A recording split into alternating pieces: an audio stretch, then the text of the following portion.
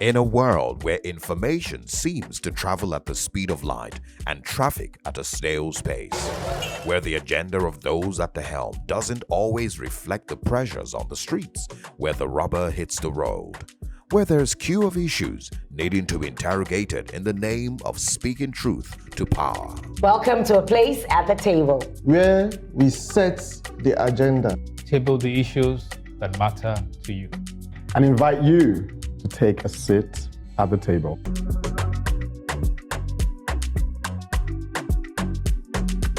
Welcome to A Place at the Table, where we interrogate the issues that matter to you and to me. I'll be speaking on a baffling condition known as Stockholm Syndrome. Aisha. Stockholm Syndrome? Kate. It's like nothing surprises me anymore. Can you imagine a country where a terrorist organization is able to openly canvass for support, offering 1 million naira as reward? Compare this with the minimum wage, Nwamaka. It's beyond comparison. Aisha, whereas some are working hard to dismantle our nation, I will be speaking on our national unity. You heard me right, Matt? I was wondering, Nwamaka, especially as we are in an age of conspiracies and even daylight robbery. I'll be unpacking the Edo Election heist. I see the hot, and we like it hot here. So today's lineup brings to mind the expression, shock and awe. No, it's awe. Are you seated? You better be. We'll be right back.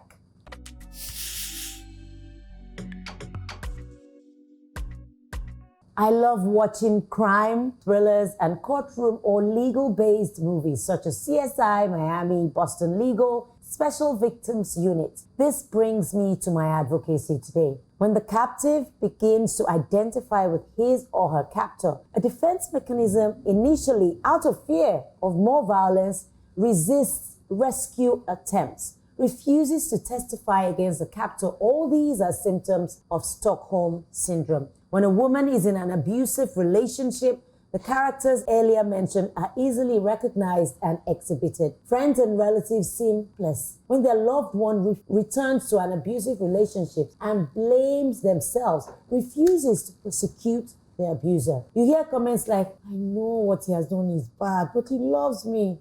It's not his fault, it's mine. This is not love, oh. An old incident comes to mind which saw a woman lose her eye, courtesy of her husband who had stabbed her in the eye, then locked her up in the room with her baby and fled to another town. Her husband is rumored to have been in debt and, having consulted a local herbalist, was asked to bring his wife's eye for a concoction that would cause the debt to be erased or forgotten. Don't stare at me, it's the truth. Her parents had their misgivings about the man in question, but she turned deaf ear, no one hear anything, went ahead to get pregnant for him. She sold her car a few months into the marriage so that they could feed and maintain a home. That was not enough sacrifice for him.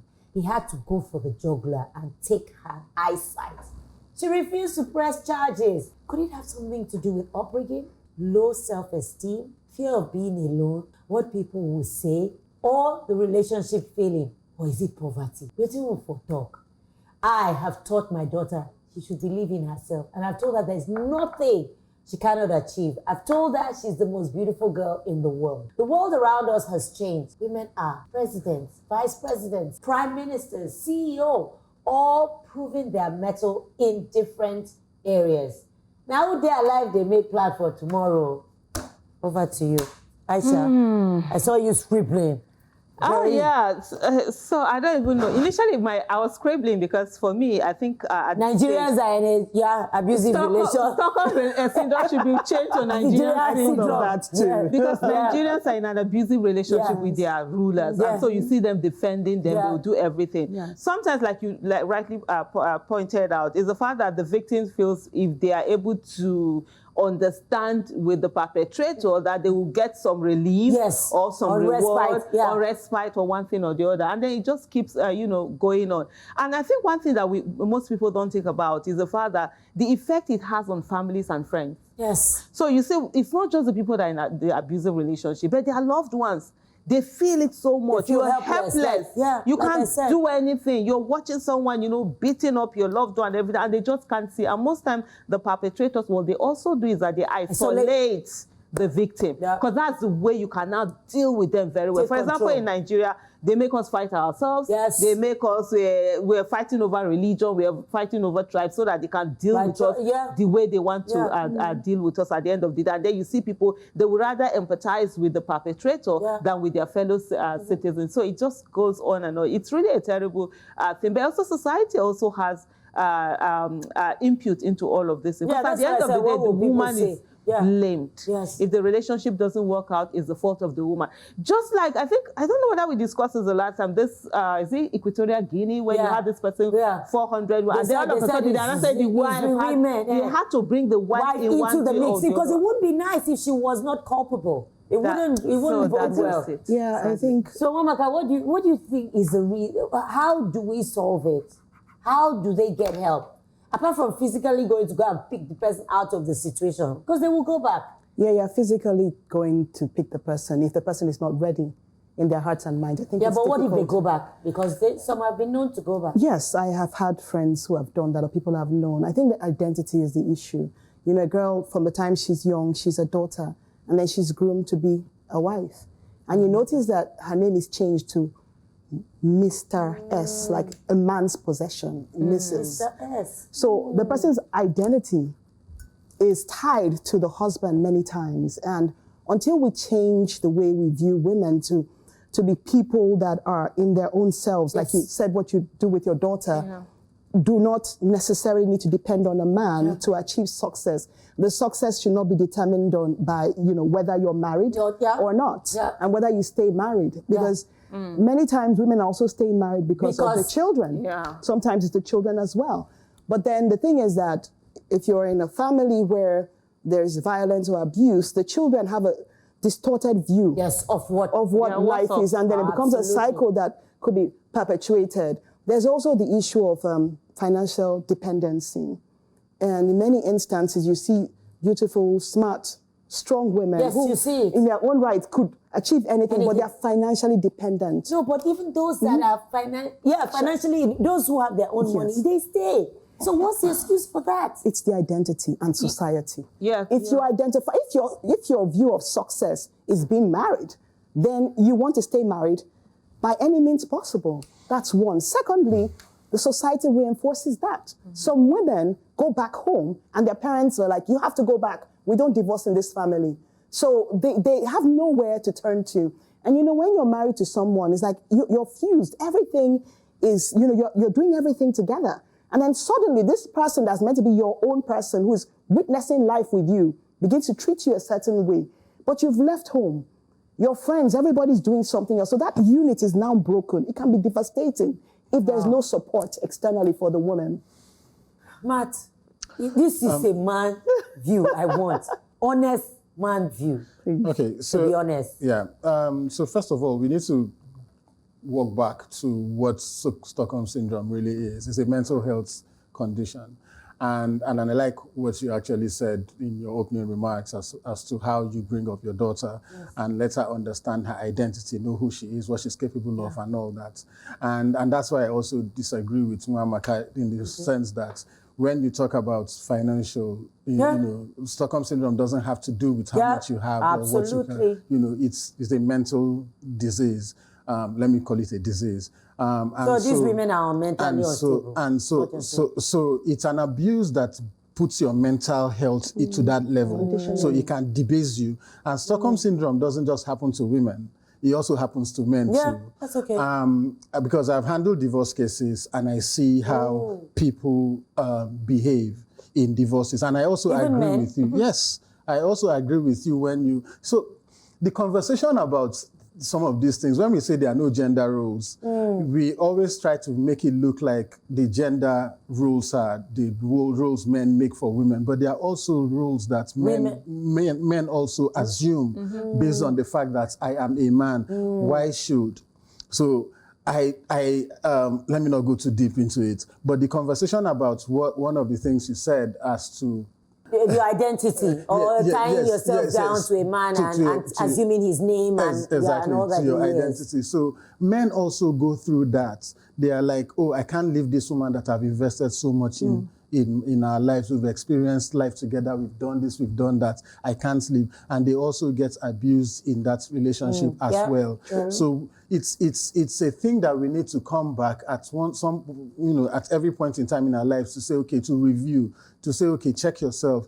What exactly it is that you're doing wrong? What exactly is it am I doing wrong in a person? You need to assume self-wholesomeness, first of all, before you go into a relationship. And you also need to, at every point in time, exercise that individuality in a relationship such that you don't feel too dependent on somebody, that the dependency becomes an avenue for abuse. And it's also what is happening in Nigeria, for example. You look at what the government does to you, and then they go rig elections, and then they also come and tell you that, oh, for example, APC, Tinubu saying that people are happy with his policy, and that's why APC won in Edo State. That is actually, and we also need to understand that it is also gaslighting. Yes. Like the Stockholm Syndrome something like that. thrives with gaslighting because you then realize that they tell you, oh, you're here because... You're using that to enter your advocacy. So, on that, I think one thing that is very important is that sense of self, like being careful not to lose yourself. Yes. I think understanding where the boundaries are and understand where, even if you're fusing with someone else, there are certain things that happen or you have to, you are maybe made to do or asked to do that you realize this is not me. Yes. And fighting to maintain yourself, maintain the integrity of your entity. I think it's when you lose yourself that it becomes difficult to extricate when there are challenges. You have to know, this is who I am and this is who I'm not. And even though we're together, I will not cross certain lines. Let me just quickly I was just going to say, if you can. Okay, on the issue of finances. So there are women who have money, who are financially independent. They are in abusive relationships. Remember, there's always a labeling. Whenever a woman has money, she's said to be arrogant, she's this, she's that. So exactly. So we are called all sorts of names. So most times, a lot of women want to overcompensate. Yes, I have the money, so let me bend backward more and more and be more, the more slavish I am, probably he will understand, they wouldn't abuse me. And you find out a lot of men who don't have this money, they're so insecure that they just go all out to abuse, and then she doesn't want to be called arrogant because it's always said that when women have money, they do this. Even when it comes to, even when they are single, when there are so many single ladies that have the money to buy cars and build houses that haven't done it just because they are not married. So that they tell them that, oh, who will look for you? Correct. Nobody will come out. So what do you want the man to do now? Exactly. You have bought house, you have bought car. Okay, what do you want him to do? He's come and live in your house, Abby. You want to make him a woman? Interestingly, when we were younger, my elder sister, the first, she was very successful in her 20s. She was already a consultant, earning, $5 figures in dollars or 6 figures in dollars. And I remember people were saying, so what do you want slow down? And my father said, any man that is intimidated by her does not need to be with I love your father. So this thing called living, it is more than a mere existence. You have to know who you are. People run away from themselves. I think if you find who you are, then you know what you can accept or not. It begins with identifying with what is truly of value to you and holding on to it. Wrong can never be right in my book. Kate, tell that to those who are even now considering signing up with terrorists because of the promise of 1 million naira.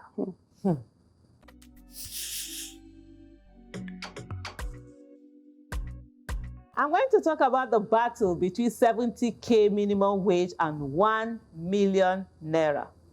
There's a new terrorist group in town, and they are offering 1 million naira for allegiance/recruitment. It's not fiction, though. It's fact. Last week, Nigerians woke up to the news that we now have another set of terrorists terrorizing citizens. Nigeria has been battling insecurity for over a decade, and here we have another terror group join the ones we have been battling and have not been able to defeat. There are many reports that this new terrorist group has been around for some years and in fact had been invited by local leaders at their wits' ends in Gudu and Tangaza local government areas of Sokoto State to help them fight bandits from Zamfara State. If not for the failing of our military, will anyone have had the need to call another armed group to defend them? Those whom the people called to save them are now killing them. The new terrorist group called Lakurawa have already started their reign of terror. There have been reports of them killing a number of our citizens and taxing the people. And there are even reports that they have taken over some local governments.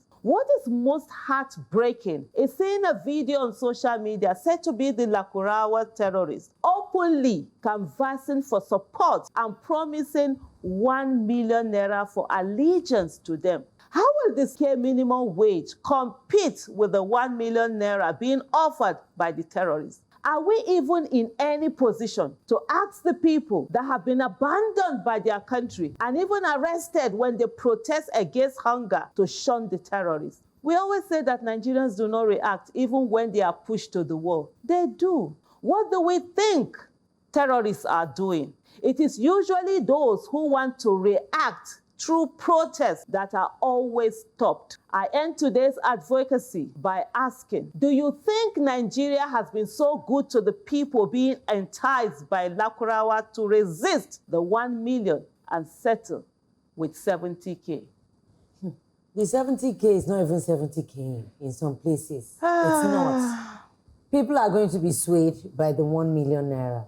But this is the North again. I'm sorry to say it again. Yeah. Where are the northern elites? And I promise them that whatever they hold dear is what is going to be attacked first. Should you choose not to take care of the people, they'll take care of themselves, and you will be the victims.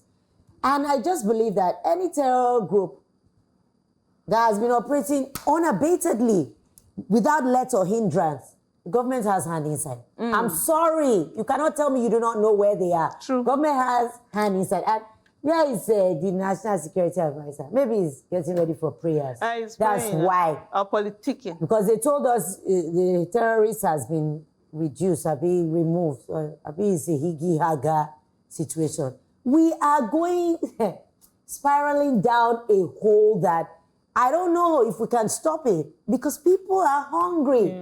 People are now being enticed to go to the other side. And they're going to wonder, what's in it for me? Somebody is offering me this so I can do something not akin to my nature. Let me do it. At least I'll eat. At the base of it all, and have power to terrorize somebody that I can then be stronger than. It's a very sad situation, but I'm just saying that the government cannot deny involvement, no knowledge of this terror group. True. It's not Totally possible. agree. I think we're back to this weaponization of poverty. We'll talk about it every week. I mean, the question is, the people who are offering 1 million naira, where are they getting the money from?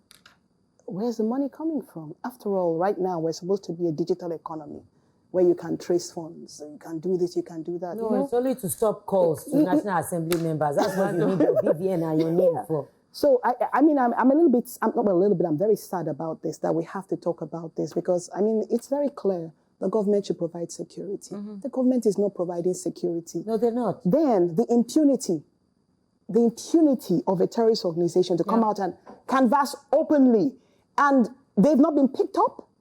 They don't know where they are. They're on social media. They even send alerts. But they know who to pick. They're all over. They do live. They know where So we're calling on the government, National Security Advisor, pick them up. Like, do your job. Yes. You have one job, and that is your job to do. Yes. But you're not doing it. Over to you, Martin. Nigeria matter the tired person sometimes, to be honest. So I think basically that this is actually coming as a root shock, that a terrorist organization will be able to have enough money to then buy members into or recruit members into their organization. It is actually shocking that we have a national security advisor, we have the Nigerian Armed Forces, we have the police, we have the SSS, and they are not able to at least curtail these things. Now, I used to say this thing, and I'll repeat it again. Intelligence, security is not about brute force. It's about intelligence. So if you are a national security advisor and you've invested so much money, there were billions of naira allocated to just monitoring and tracking our phone conversations. Are these phone conversations just meant for protesters and political opponents and people who have dissent? Why can't you use technology to trace these people and get rid of them? We cannot continue like this. We know how long it took us, over 10 years, to battle Boko Haram. And now there is another terrorist group. And then you are also saying, I watched the National Security Advisor's video yesterday, where he was saying that they've made so much and tremendous progress in security. I want to, and in the same breath, he mentioned that there's a new security terrorist group that has just come out.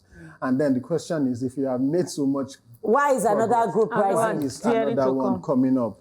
Because you are meant to, again, use intelligence to fight insecurity.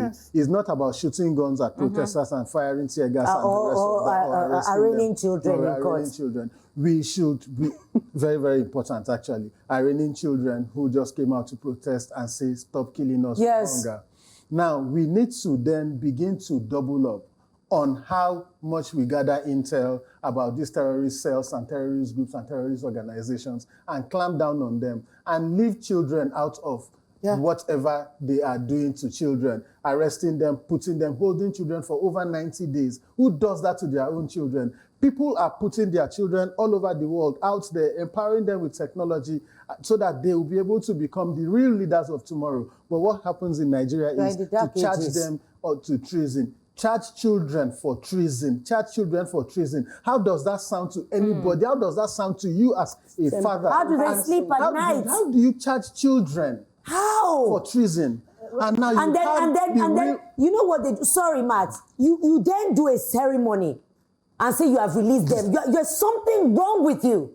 To be honest, what's the ceremony for? Any avenue to eat money and do some kind of show? Why did you have even arranged them in the first place? What's the use in terrorizing them and then not putting clothes on them to show you have released them? There's something wrong with the people that we have at the helm. I'm sorry. And then there's a big question as to where they were released to. Because I was having a conversation with somebody and the person was telling me that, do you realize that these children do not really have places to go to? They just released them to the state governors and the state governors just allowed them to go. Some of them don't actually have homes because they were, obviously, we know how it happens, what happens in the north. So they just are released. And then you now say that these children tomorrow, and that's one of the things I like about your advocacy, when you mention the fact that where are we going to as a people with this particular kind of way of living? Because those children will definitely go back, and if they don't have anybody working with them or any sustainable social safety nets to hold them together, they will be the ones that this new terrorist group will be reaching out to, because they're already angry at the system. They're angry with the government, and then they will become easy targets for these people. We're going into a whole big new area, this issue of children and child welfare in Nigeria. That's like a whole big issue that we need to talk about. Maybe not, because it's so big and it's so deep. But there was something that you said. You talked about using the technology, to monitor the terrorists, and you're saying it like they're hiding. They're not hiding. They came out and they're saying, "Look, come and join us." It's obvious. So they should just arrest them.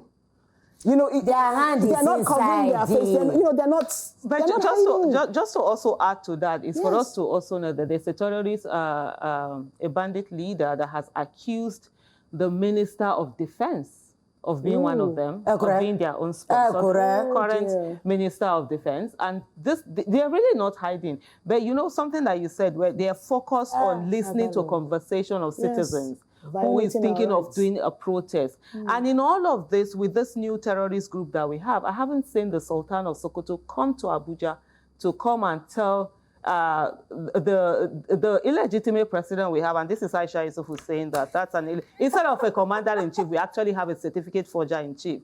For him to come and tell him that there's a new terrorist group in Tabet. I knew they came all the way here when people wanted to protest against the End Bad Governance, protest.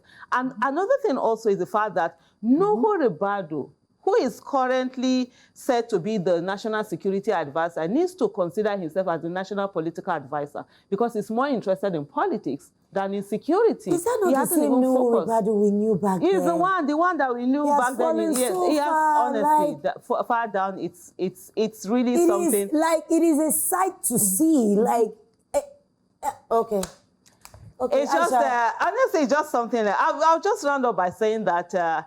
Any government that cannot secure the lives and properties of its citizens is not fit to be called a government. Yes. The person who said that truth is stranger than fiction may have been referring to life in Nigeria. I don't know about fiction, Aisha.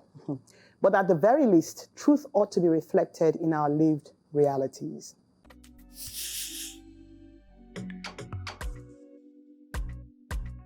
For years, forms and applications in Nigeria have included a requirement for state of origin. While seemingly harmless, it's become a gatekeeper of opportunities and advancement, creating barriers based not on one's skills, experience, or contributions, but on ancestral lineage. At best, this is an outdated relic of a colonial system. At worst, it's a tool that drives divisions, reinforcing ethnic biases and limiting opportunities for Nigerians across the country.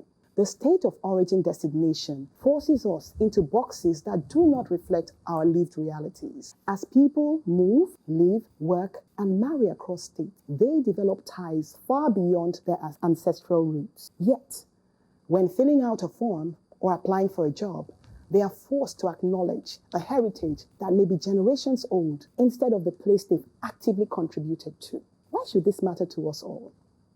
Because a society that restricts its people based on its origin stifles its own potential.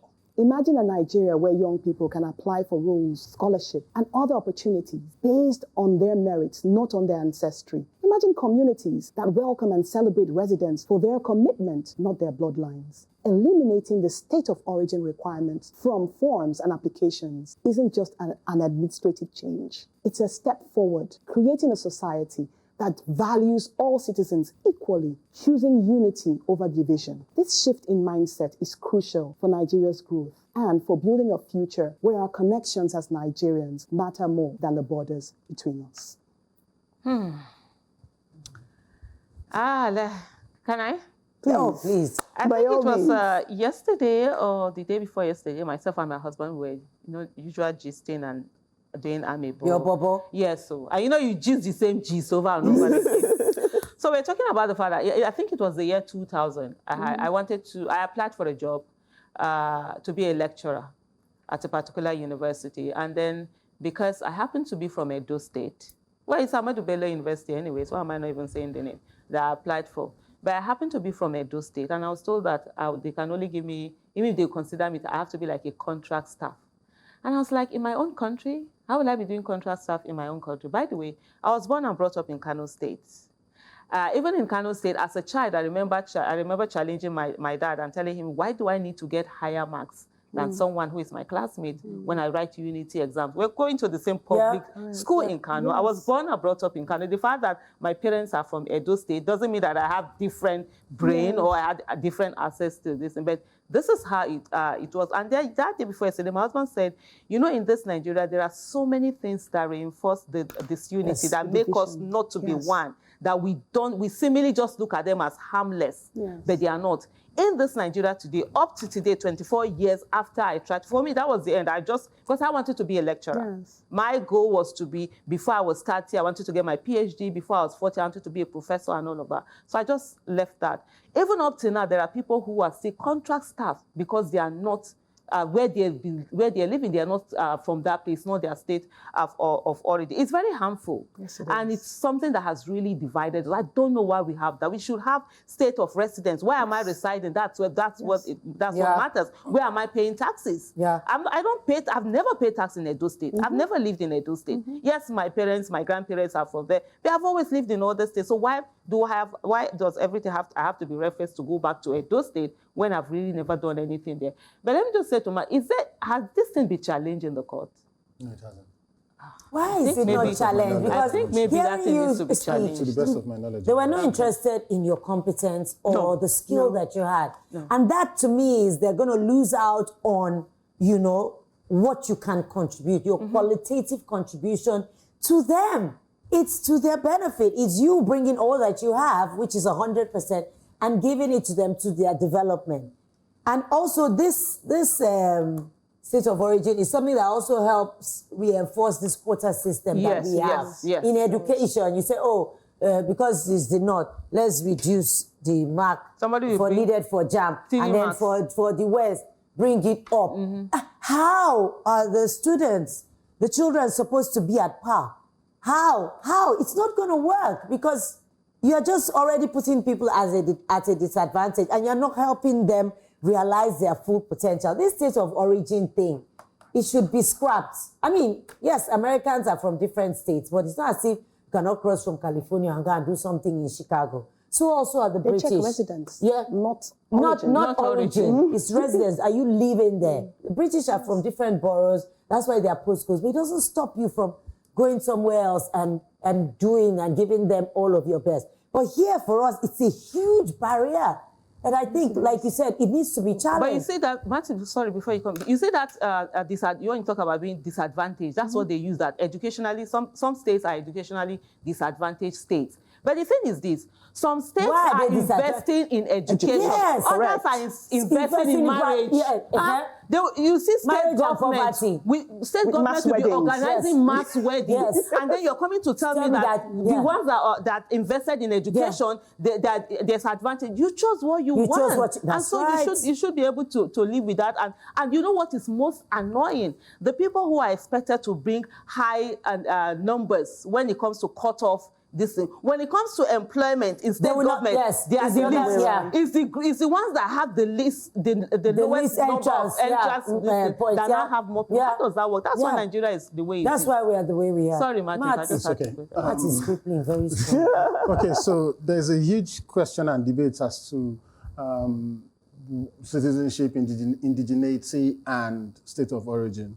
And I think that what Nigeria or whoever the people who crafted it were basically thinking about when they decided that we need to have a state of origin was more of indigeneity or indigenship than that. However, what this has then done, considering that Nigerians are quite nomadic, I mean, we move around within the country and outside the country. Yeah, absolutely. We need to then we should have then reviewed that to consider whether or not this is working for us. And I can claim that this is not working for us, as we've all agreed as well. Because one thing is that when you tell somebody, so it has not worked too, because I have been on the receiving end of why are you here? What are you talking about? And it doesn't give you a sense of belonging as a Nigerian, first of all. So because you are in Lagos and then you feel like, oh, I don't belong here because I'm not from Lagos State. And so there are certain things you could have done or you will have brought into... Or invested. Investment, also ideas and suggestions to improve where you're living. But because you are being don't have a sense of belonging. That you don't belong here, you're not from my state. So any day they can tell you to be thrown into the lab. I have done proposals. I had a friend who was in government, and then I did a proposal, and I went to his state, and I told him, and I was in England then. I flew in all the way from UK then to say, okay, this is the proposal and all that. It was a brilliant idea on, taking care of old people. It was a brilliant idea. Don't tell me he told you to give it to somebody else to present for you. No, he was my guy, so he said, oh, come. So I presented it at their council meeting. And it was so nice. Then the he then appointed me to. We have from the same states. So I'm just preempting. I'm waiting. I then met the commissioner who was in charge, who was his ministry, and the commissioner frustrated my life. Oh, that's their job. And one day I had to find his son, who was my contemporary, and then I told him, talk to your daddy. Then we went to his house to just talk in a real life. He was like, why don't you take this to your state? Where are you even from? That was when the conversation died, because he frustrated it, and because the person is a governor, you can't see him all the time and all that. And you can't be going back and forth to him and say, I packed my things, I went back to England, and it was terrible, because how do you tell people that go to your state and do what you think it will be beneficial to this particular group of people? And that is one of the things that brings us to these terrorist and insecurity issues, because people live in places and they don't feel a sense of belonging. They don't feel like they are Nigerians. So if anything happens, they just look at it. Yeah. So you have people who might know terrorist cells, but they are like, after all, they know they touch me, make they go. Yeah. So concern me attitude that Nigerians actually have is not as a result of the fact that by nature we concern us, because we actually care, but by the functionality or the functioning of our states. Yeah. Origin, we don't belong here. I don't belong here, so I shouldn't. You live in Abuja, you want to buy properties, and people are telling you that it's now that the concept is changing. Not to invest for here, or they go carry your investment back to your village or to your place, and knowing well that your place is not economically viable for the kind of investment you want to do. And then you keep your money and bury it underground and then use it to do other things. But then the argument will be, you can develop your state, but you don't live there. So as a human being, you choose where to live. You should be able to say, okay, I want to freely. This is Nigeria, it's our country. I should say I want to live in Lagos. I want to live in Lagos because it's a coastal region. I like water. So you can decide to live anywhere you want to live and do business there and thrive because it's your constitutional rights. However, that concept or the idea that you don't belong here, the law can say you belong here, or every other thing can say you belong here. But if people consistently remind you that go back home do this thing, you cannot belong there. You cannot help to develop those places. Martin, there's actually no home for some of us. And I'll give you an example. I told you I was born and brought up in Kano. Yes. I left Kano when I was 25. Yeah, 25, 26, after my first child. We left Kano, myself and my husband. Today, I can't go to Kano and claim anything. They will tell me, they'll look me in the face, Aisha, you're not a Northerner, you're not Hausa. I can't go to Edo and claim anything. Edo will tell me, and now we are that to Hina. Now the ones where they're born for outside. Then you are like Hausa. So you are nomad in your own country. I don't even have any. I put here no sense of belonging. We don't have anywhere. I see it also like sometimes when they are talking like Igbos born in Lagos. In Lagos, they will tell them you are not Yoruba, you are not Lagos, lived, whatever. You go back home, they will say, oh no, you are not home. You are. We don't know you. Where's your father's Yoruba born or something. So that's something. Yeah, even in politics, if you want to run for office, because first of all, you are married, and then they say go to your husband's village. You go to your husband, go to your. You are not go to your. So state of origin is one of the biggest problems that women have in Nigeria. I mean, I'm an Igbo woman that was born and brought up in Lagos. So, but you're not a Lagosian. I had a crisis in 2014 when the Oba told us he would throw us into the lab. You cannot imagine as a Nigerian. When it's time for photo ops, they will wear a shabu. It was really devastating to me because I suddenly felt uprooted. Let us make this state great again. Ishaku, stand. This is the home that I know.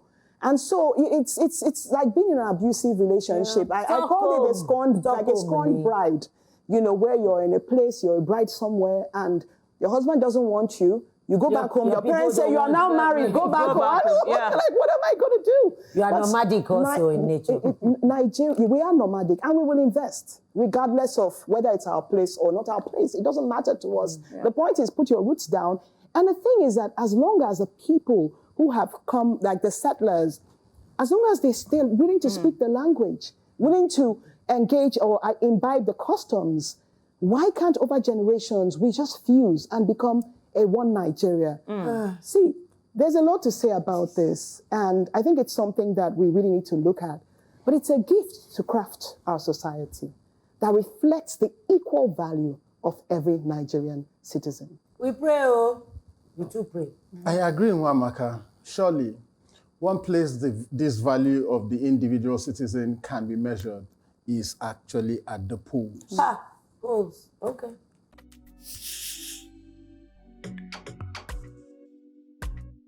On September 21, 2024, the gubernatorial election in Edo State was supposed to be a vital exercise in their democratic journey. Instead of conducting a fair and transparent election, the Independent National Electoral Commission carried out a shocking heist, a betrayal of the electorate by INEC, the very institution that ought to protect them. Historically, elections in Nigeria are often marred by irregularities, from overvoting, ballot box snatching, vote buying, and thuggery. Never in the history of Nigeria have we experienced electoral fraud being committed so blatantly by INEC.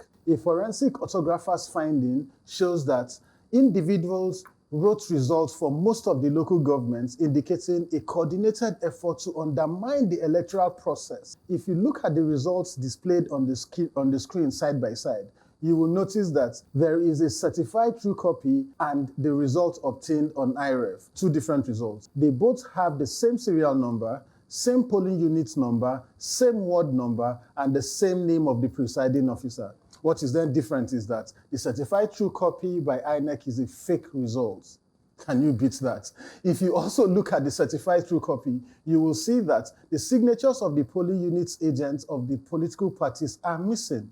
You will also notice that the presiding officer's signatures are forged. If you take another look at the reports from our forensic graphologists in South Africa, you will notice that one person filled out most of the result sheets. The forensic report shows that the handwriting is the same. This is why I boldly say that what happened in Edo elections was a heist. We are calling up for an investigation by ICPC to hold accountable those involved in this electoral fraud and serve as a deterrent to protect future electoral integrity. To be clear, the case we are seeking to establish against INEC is not a civil matter.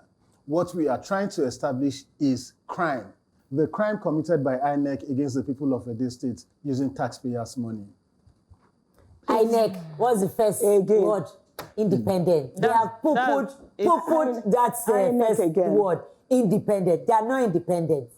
They are actually dependent on funds released to them to thwart whatever is the democratic power of the people in Nigeria. Because Edo State was just a small sample after the major one. Yeah, that's why you know. So INEC, and then I put up something on Twitter, is it last week? They went to go and observe. Sorry, they went to observe the US election. My neck went like this. Like, what the heck? Travel opportunity. You wine or something. What is going on here?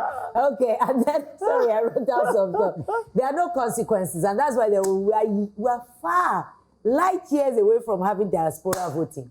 Yes, then the people in the diaspora just stay for a while because INEC is not ready to use technology in the right way.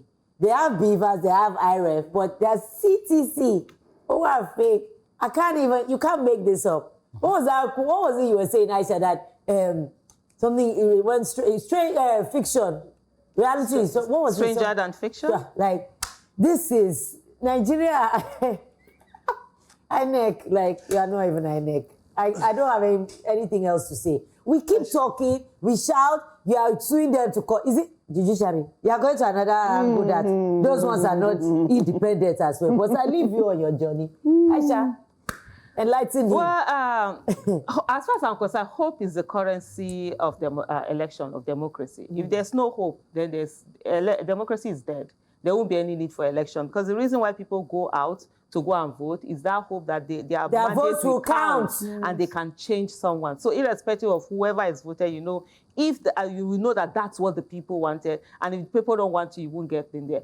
But what we have in Nigeria is that we are back to pre-Yaradua days, where you literally be on the queue. Election is still going on. They will start announcing results in Abuja. Yes. That's where we are. Everything, all the electoral reforms and everything have just been all that he works hard for. And I can tell you that the reason why this is happening is because of the court.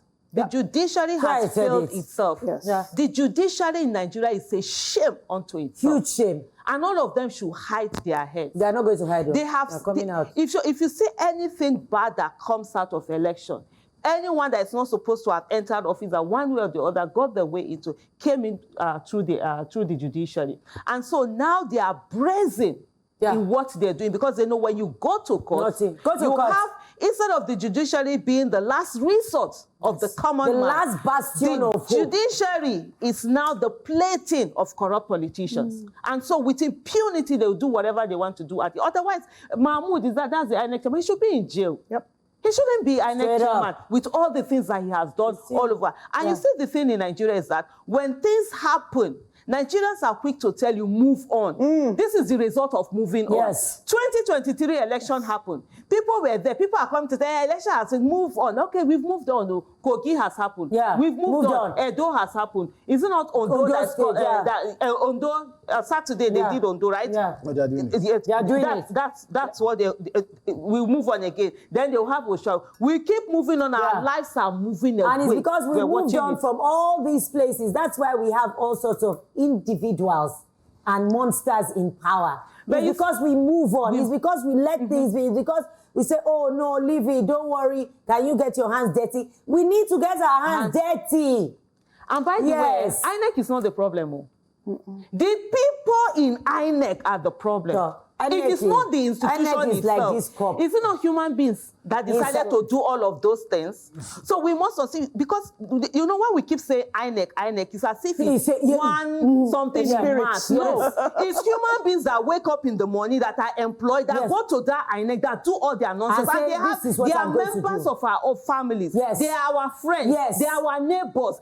We need to begin to let them know that this country that you are destroying, all of us are suffering. The monies that they collected for the 2023 election, where has it taken them to? Now. And by the way, when terrorists abduct people, they don't ask for $2,000 or $3,000. They ask for a lot of money. They don't even ask you, and all of us will hear it.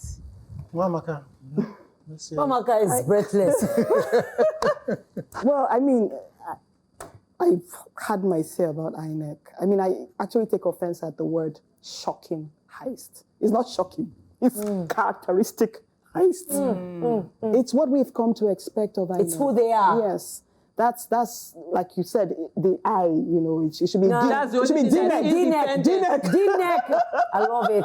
D-neck. Dependent national electoral account. Dependent on monies. Dependent on no more INEC. Dependent on corruption.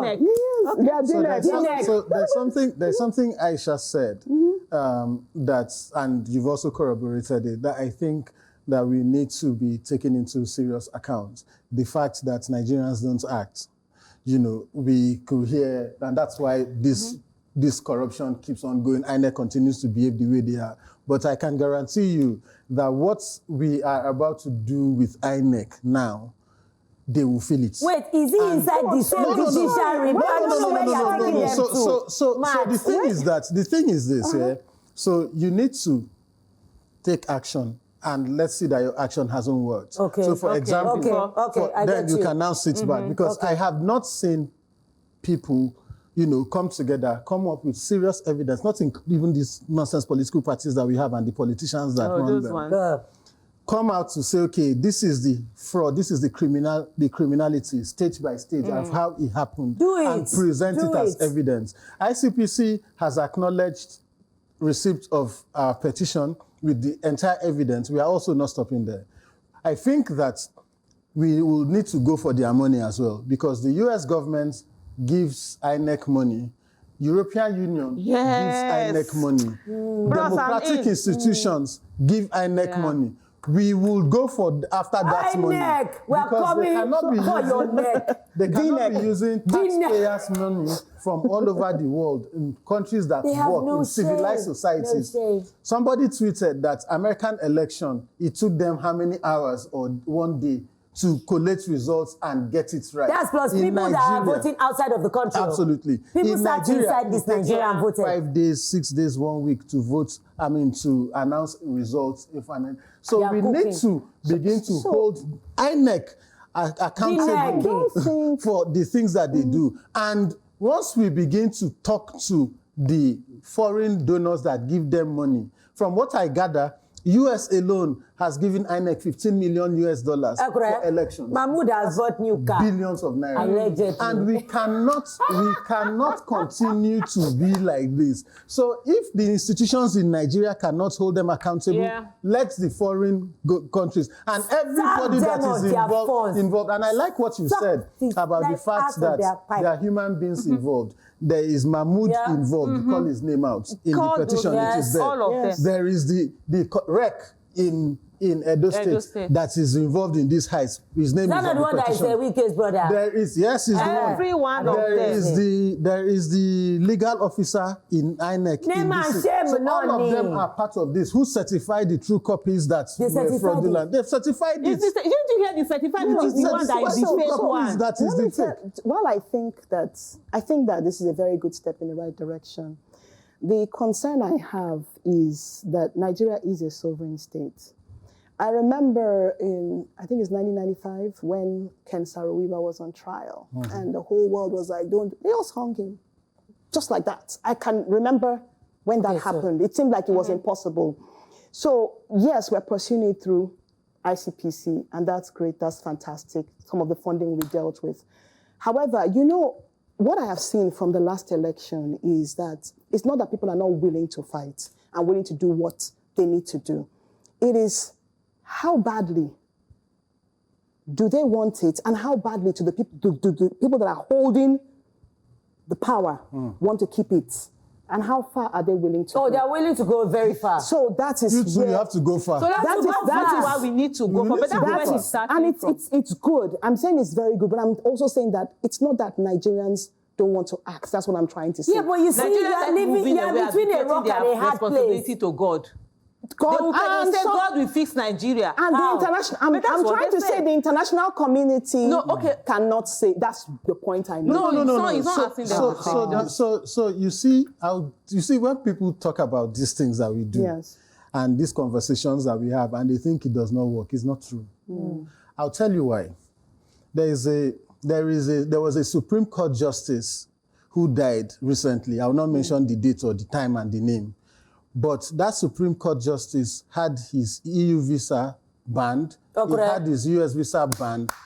And when he was ill, he could not travel out of Nigeria. Yeah, that's why he died. And that's why he died. So that's why, you see, the rich also So these things that they do have consequences. Nwamaka, leave.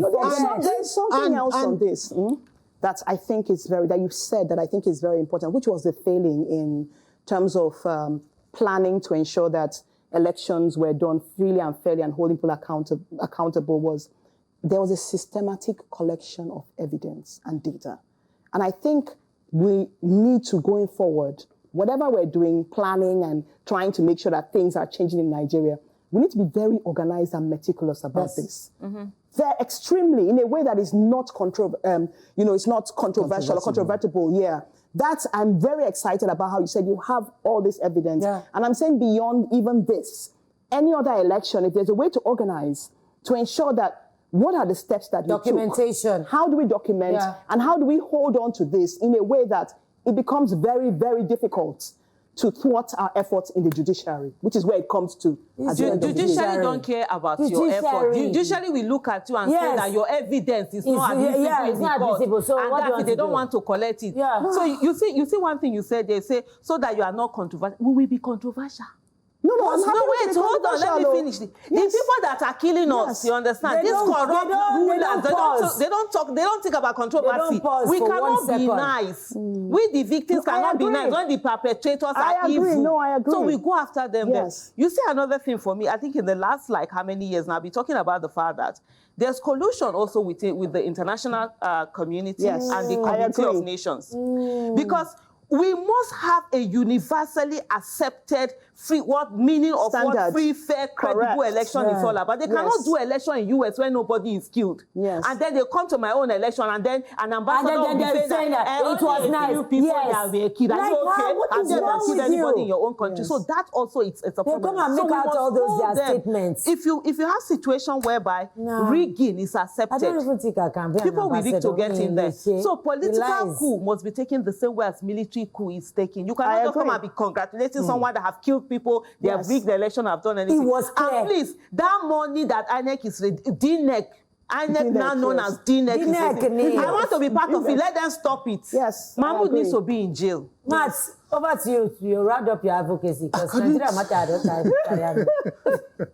According to Kate, the theme of today's edition is shock and awe. I